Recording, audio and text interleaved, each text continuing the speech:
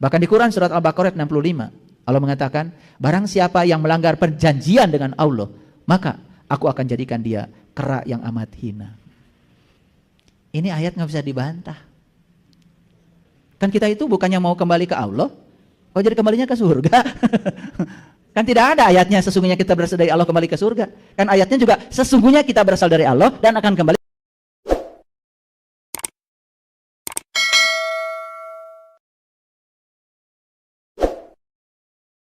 Orang-orang yang tertutup, untuk orang-orang yang tertutup, kafaro, disediakan minuman air yang panas dan azab yang pedih disebabkan ketertutupan mereka.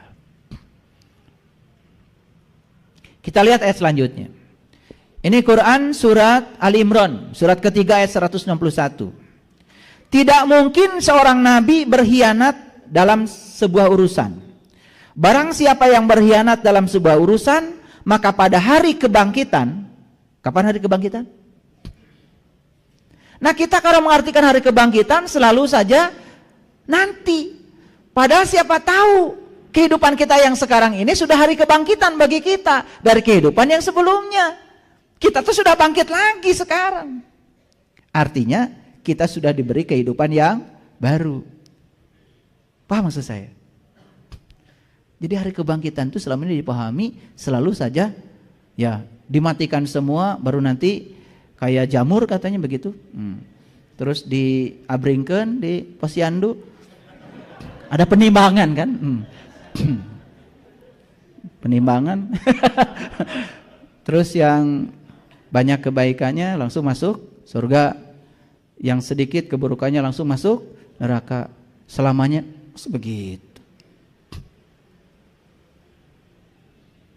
Kan kita itu bukannya mau kembali ke Allah, kok jadi kembalinya ke surga? Kan tidak ada ayatnya sesungguhnya kita berasal dari Allah kembali ke surga. Kan ayatnya juga sesungguhnya kita berasal dari Allah dan akan kembali kepada Allah.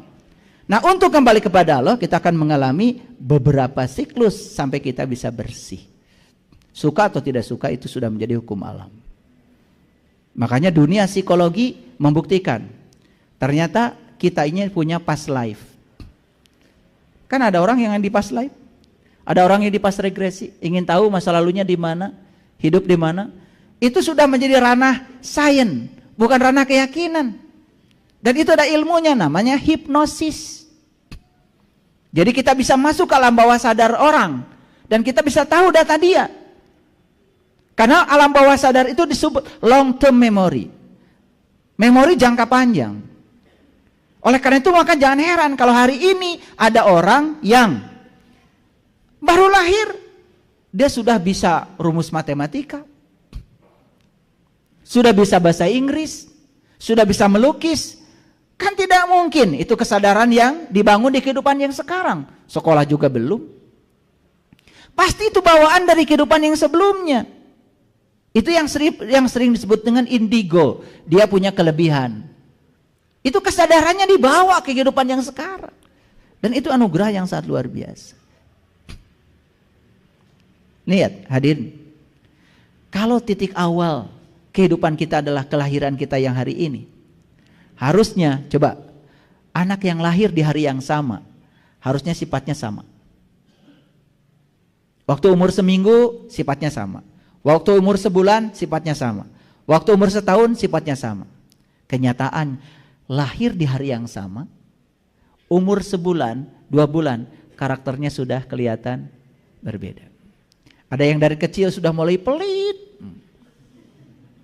Ada yang dari kecil sudah mulai pengen menang sendiri. Ada dari kecil sudah mulai pemarah. Ada dari kecil sudah mulai pendendam. Ada dari kecil sudah mulai baperan.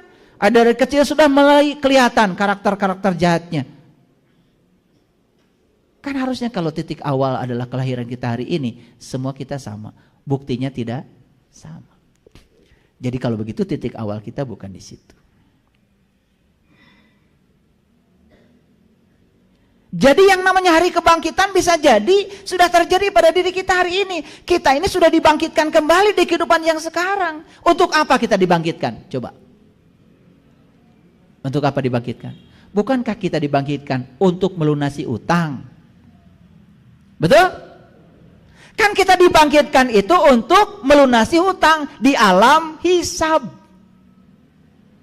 Kapan alam hisab? Sekarang.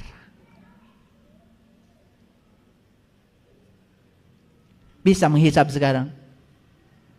Kan itu kata ayat Iqra kitabaka kafa binafsika al-yauma 'alaika hasiba. Bacalah kitabmu, cukuplah hari ini dirimu menjadi saksi atas segala perbuatanmu sendiri.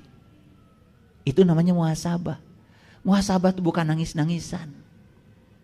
Setelah itu kemudian gak berubah apa-apa kesadarannya, bukan. Muhasabah itu seperti tadi. Begitu dak ada peristiwa, sabar dulu. Jangan-jangan peristiwa yang terjadi pada saya itu karena saya yang mengundang. Tidak mungkin ini terjadi pada diri saya kalau bukan saya yang menariknya. Karena saya tidak mungkin tiba-tiba ketiban satu peristiwa secara kebetulan tanpa ada sangkut paut dengan diri saya. Saya yakin ini adalah bagian dari akibat yang harus saya pertanggungjawabkan dari sebab yang saya buat. Gampang menerimanya? Muhasabah bukan itu? Nah itu yang disebut dengan hari hisab. Terus kita menghisab diri, terus menghisab. Hari hisab itu sekarang oleh kita sendiri. Maka lama-kelamaan kita menjadi berubah. Lama-kelamaan kita akan bisa menyucikan semua kotoran dalam jiwa kita. Untuk siap, innalillahi wa inna ilaihi raji'un. Masuk akal? Oke, ini ayatnya. Ia akan datang membawa apa yang dikhianatkannya itu. Kemudian tiap-tiap diri akan diberi pembalasan tentang apa yang ia kerjakan dengan setimpal.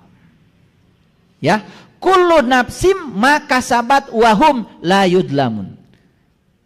Jadi tiap-tiap diri akan mendapatkan pembalasan tentang apa yang dia kerjakan setimpal. Dan mereka tidak akan dianiaya. Artinya tidak akan ada yang terzolimi. Jadi Allah tidak mungkin menyiksa kita. Yang menyiksa kita adalah sebab yang ditimbulkan oleh kita sendiri. Masuk akal? Anak saya yang pertama mau melahirkan. Itu tepat pada saat saya mau pergi ke Al-Aqsa. Saya mau pergi ke Yerusalem. Kemudian saya bilang sama cucu saya pegang perutnya. Tenang-tenang ya. Jangan sekarang dulu. Nih, kakek mau pergi dulu. Nanti ya pulang dari sana. Begitu saya ngomong gitu, mulasnya hilang. Begitu saya 10 hari pulang dari sana, nyampe Jakarta, anak saya telepon. Ayah sekarang udah mulas, sekarang bener. Udah, kamu pergi aja ke rumah sakit. Saya suruh suaminya bawa ke rumah sakit. Di rumah sakit, mohon maaf, ketemu dokter pertama. Kata dokternya, wah ini sungsang, macam-macam bawahnya. Ini nggak bisa melahirkan normal, harus sesar. Telepon saya lagi, ya gini, nggak boleh. Pindah dokternya. Pindah ke rumah sakit yang lain. Saya nggak nyebut nama rumah sakitnya ya. Ke rumah sakit lain lah. Bahkan dokternya itu tidak sekeyakinan dengan saya. Tapi begitu masuk ke situ kata-katanya menenangkan. Tenang, Tuhan itu menciptakan bayi dalam rahim sudah disesuaikan dengan jalannya. Kan anak saya jadi tenang. Dalam perjalanan saya dari Jakarta ke sini, langsung saya ke rumah sakit. Anak saya sedang teriak-teriak, kesakitan. Saya bilang, Teh, seperti dulu mama waktu melahirkan Teteh. Saya cuma bilang begitu aja. Persis seperti ini. Waktu mama melahirkan Teteh. Itu aja. Jadi sekarang Teteh sedang belajar merasakan. Seperti ini loh, saat kamu dilahirkan ibumu berteriak. Sekarang kamu melahirkan seperti ini. Allah mengajarkan kepada kita. Supaya kita lebih hormat pada seorang ibu. Saya bilang sama anak saya, Teteh sudah bisa nangkap pelajarannya? Sudah ya. Apa pelajarannya? Jadi teteh sekarang bisa merasakan apa yang dirasakan mama. Selama ini teteh sombong, merasa punya anak karena teteh dewasa. Bukan. Karena Allah ingin mengajarkan rasa yang sama yang dirasakan pada ibumu dan sekarang kamu merasakan. Begitu sudah terima pesannya seperti itu. Di depan saya, beral aja keluar. Jadi cara Allah mengajarkan itu seperti itu. Cuman kita kan malah teriak-teriak gitu kan. Coba, tidak mungkin peristiwa itu terjadi secara kebetulan tanpa ada sebabnya. Jadi semua di semesta ini adalah pelajaran. Jadi waktu saya bilang, teteh sudah bisa menangkap pesannya Allah? Sudah ya, apa? Seperti ini, mama dulu melahirkan sakitnya. Ya, biar teteh merasakan, supaya teteh lebih hormat pada mama. Itu aja. Langsung. Keluar. Bahkan saat keluar, dokternya belum siap. Untung saya siap. Paham maksud saya? Jadi ada yang buruk gak dalam hidup? Selagi-lagi yang buruk adalah nih, pikiran. Ya? Oke, lanjut dulu. Katakanlah, inginkah aku beritahukan kepada kamu, ini surat Al-Maidah, surat kelima ayat ke-60. Katakanlah, inginkah aku beritakan kepada kamu tentang orang-orang yang lebih buruk pembalasannya dari sisi Allah. Yaitu orang-orang yang dikutuki dan dimurkai Allah. Di antara mereka ada yang dijadikan kera, ada yang dijadikan babi. Karena mereka menyembah togut. Mereka itu lebih buruk tempatnya dan lebih tersesat dari jalan yang lurus. Ini ayat gak bisa dibantah. Gak bisa dibantah. Di hari kebangkitan dia bangkit lagi. Tapi di hari kebangkitan itu tidak punya tubuh seperti ini lagi. Dan malah dia masuk ke tubuh yang lebih rendah. Di ayat ini. Babi dan kera. Jadi sebetulnya hadirin, semua tubuh-tubuh yang rendah itu bisa jadi dulunya adalah ruh yang pernah tinggal dalam tubuh sini. Tapi karena tidak bisa memanfaatkan amanah Allah selama hidupnya, maka dia harus menanggung akibat dari situ. Masuklah ke tubuh yang lebih rendah lagi. Dan dia akan bertahun-tahun di situ. Sampai selesai semua kotorannya. Cinta kasih Allah bukan itu. Kucing di rumah kita, meow. Ya. Meow. Ya. Dulu saya di kasur itu. Sekarang hanya boleh di sini. Dulu saya kalau makan dagingnya, sekarang saya hanya dikasih cucuknya.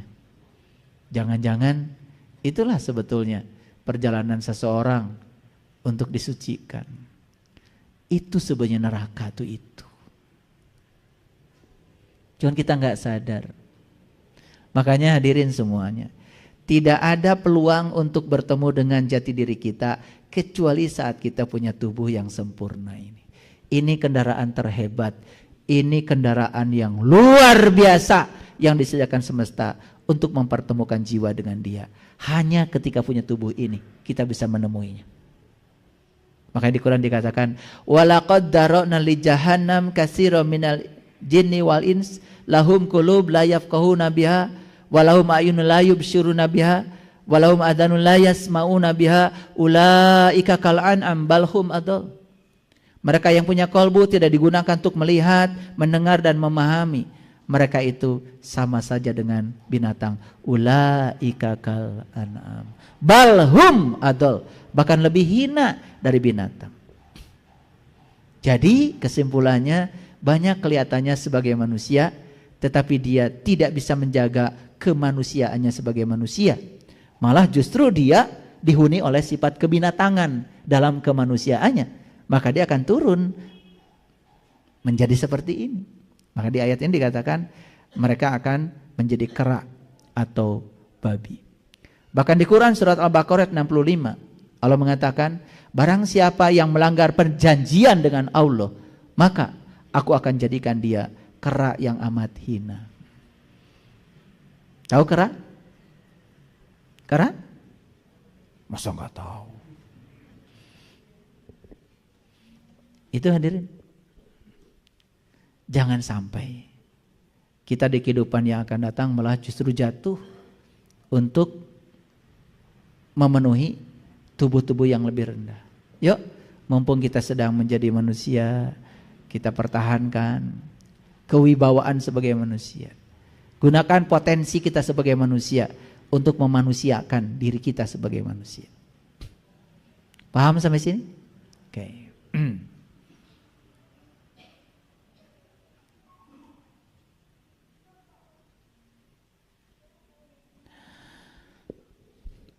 Bagaimana cara mengurangi karma? Ada caranya tuh. Ternyata ada bonus. Jadi Quran juga ngasih diskon. Barang siapa yang datang membawa amal baik, maka baginya kebaikan 10 kali lipat. Datang kemana?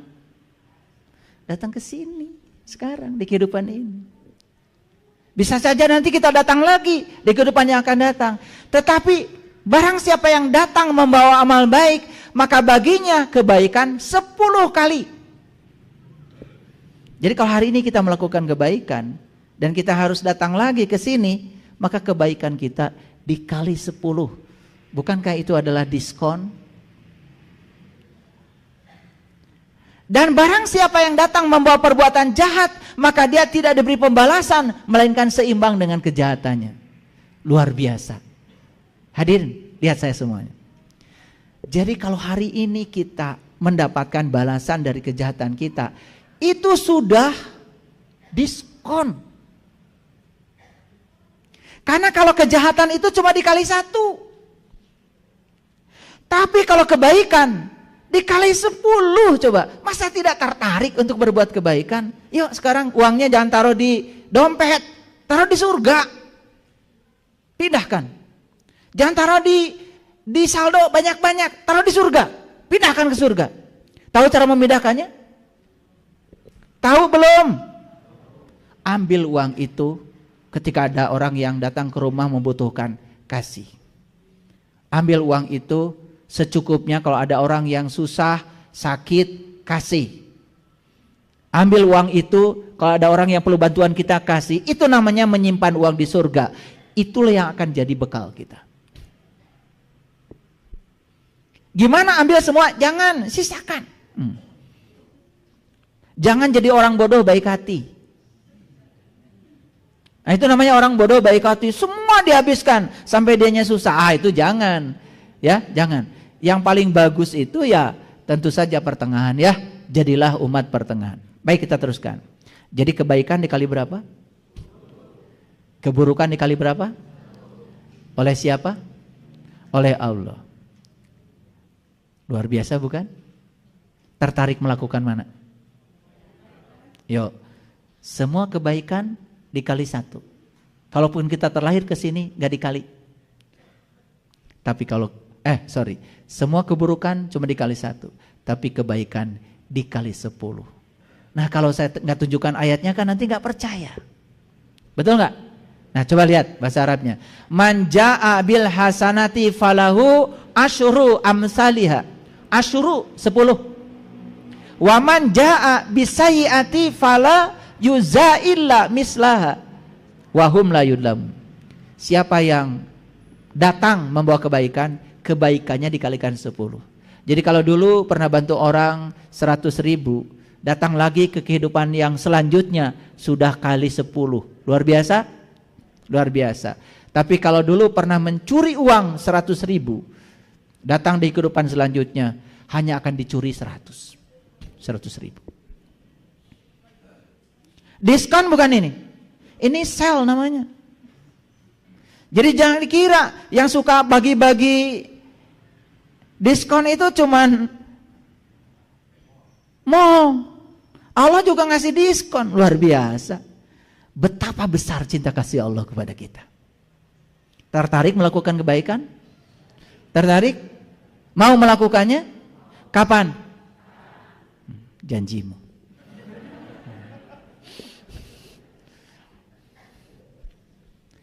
Nah, kita lihat ayat selanjutnya. Ini Quran surat Yunus ayat 30. Di tempat itu tiap-tiap diri merasakan pembalasan dari yang telah dikerjakannya dahulu. Mana tempat itu? Nah, kita kadang-kadang kalau baca Quran tuh suka nggak jelas.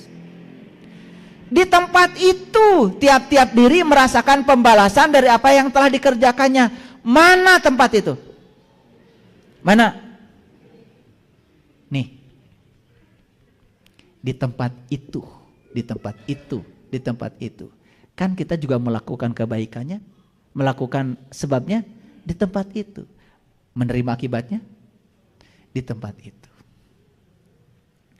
Di tempat itu tiap-tiap diri merasakan pembalasan dari apa yang telah dikerjanya dahulu.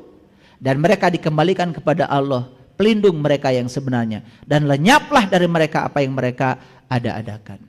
Jadi sebelum kembali kepada Allah itu, di tempat itu dia akan menerima pembalasan. Jadi saya kasih tahu sekali lagi, jangan nyubit kalau nggak mau dicubit.